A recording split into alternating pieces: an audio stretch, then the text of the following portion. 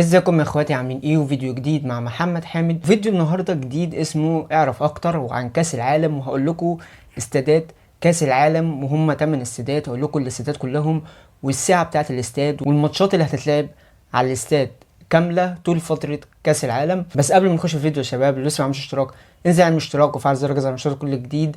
زر الاشتراك ما بيتكهربش، اعمل سبسكرايب او اعمل اشتراك ما بيتكهربش، واللي هيعمل اشتراك يا شباب او هيعمل سبسكرايب هعشيه مرتين في فرحي.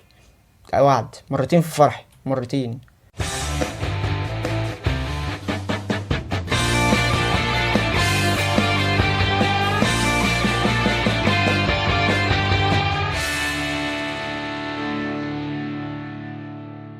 قطر جهزت 8 استادات لكأس العالم. أول استاد وهو استاد لوسيل، وده بيسيع ل 80,000 مشجع، وده هيتلعب عليه ماتشات الأرجنتين والسعودية وصربيا والبرازيل، وهتلعب عليه الأرجنتين والمكسيك والبرتغال وأوروجواي، وهتلعب عليه السعودية والمكسيك والكاميرون والبرازيل، وهتلعب عليه ربع نهائي، وهتلعب عليه نص نهائي. طيب ايه تاني استاد؟ تاني استاد اسمه استاد البيت، وده بيساع ل 60,000 مشجع، وده هتلعب عليه ماتشات قطر والاكوادور، المغرب وكرواتيا، انجلترا وامريكا، اسبانيا والمانيا، هولندا وقطر، كوستاريكا والمانيا، وهتلعب عليه برضه ربع نهائي ونص نهائي. وتالت استاد من استادات قطر، وده استاد اسمه استاد الجنوب، وده بيساع ل 40,000 مشجع، وهيتلعب عليه مباريات. هتلعب عليه فرنسا واستراليا وسويسرا والكاميرون، تونس واستراليا والكاميرون وصربيا، استراليا والدنمارك، غانا واوروجواي. رابع استاد من استادات قطر لكأس العالم استاد اسمه أحمد بن علي، وده بيساع ل 40,000 مشجع، وهيتلعب عليه مباريات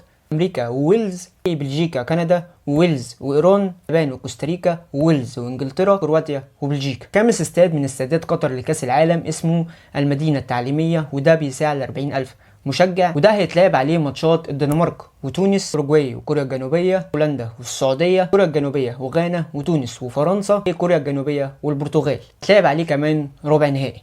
الاستاد السادس من استعدادات قطر لكاس العالم استاد اسمه استاد 974، وده بيساع برضه ل 40,000 مشجع، ده هيتلعب عليه ماتشات المكسيك وبولندا، ماتش البرتغال ضد غانا، هتلعب عليه ماتش فرنسا ضد الدنمارك، البرازيل ضد سويسرا، وبولندا ضد الارجنتين، صربيا ضد سويسرا. الاستاد السابع من استعدادات قطر لكاس العالم اسمه استاد الخمسة، وده بيساع برضه ل 40,000 مشجع، وده هتلعب عليه مباريات السنغال ضد هولندا، واسبانيا ضد كوستاريكا، قطر ضد السنغال، بلجيكا ضد المغرب، ايران ضد امريكا، هتلعب عليه كندا ضد المغرب، وهتلعب عليه ربع نهائي. الاستاد الثامن واخر السادات من استعدادات قطر لكاس العالم اسمه خليفه الدولي، الاستاد ده برضه بيساع ل 40,000 مشجع، وده هيتلعب على مباريات انجلترا ضد ايران، المانيا ضد اليابان، هولندا ضد الاكوادور، كرواتيا ضد كندا، اكوادور ضد السنغال، اليابان ضد اسبانيا، وهتلعب عليه ماتش تحديد الثالث. باشا بكون خلصنا الفيديو بتاع النهارده، وقلنا كل الاستادات بالساعه بكل الماتشات اللي هتلعب عليها.